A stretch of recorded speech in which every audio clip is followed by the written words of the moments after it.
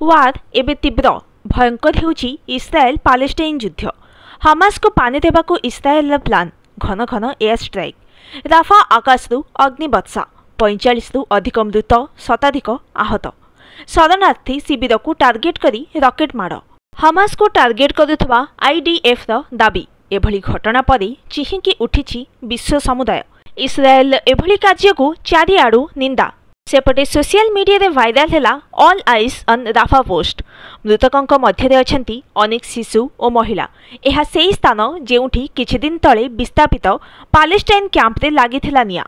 अल जजीरा कहिबा मुताबक राफा सहरर उत्तर पश्चिम रे थिबा ताल आस सुल्तान अंचल को घोषणा करा जायथिला सुरक्षित स्थान।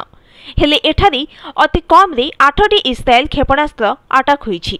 राफा उपरे होइथिबा इस्राएल रॉकेट माडर चित्र एबे सारा विश्व रे चर्चित।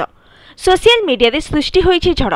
पोड़ी जाइथिबा मृतदेह और गुरुतर आहतंक चित्र सोशल मीडिया रे वायरल हेबा परे समस्ते रिएक्टिव। अनेक सेलिब्रिटी भी जणाइछंती गभीर समवेदना।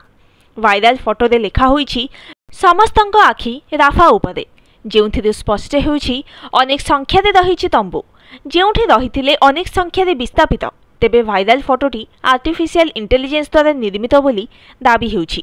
कुहा जाउछि कि एही स्लोगान को पालेस्टाइन अंचल पई विश्व स्वास्थ्य संगठन कार्यालय निर्देशक रिक पिपरकन प्रस्तुत करिथिले। फेब्रुआरी रे से स्टेटमेंट देइथिले जेतेबेले बेंजामिन नेतन्याहू नेराफा प्रत्याहार पई देइथिले निर्देश। #ऑल आइज ऑन राफा को इंस्टा रे लक्ष लक्ष पोस्ट हलानी। मंगलवार और बुधवार इंस्टाग्राम रे एहा ट्रेंड होइथिला। एबे बॉलीवुड सेलिब्रिटी भी एही दौड़ रे होइथिले शामिल। अभियान रे वरुण धवन, माधुरी दीक्षित, अली गोनी, सामंथा ऋतुप्रभु, प्रभास समेत अनेक तारका जणाइछंती समर्थन। Bureau report, news today.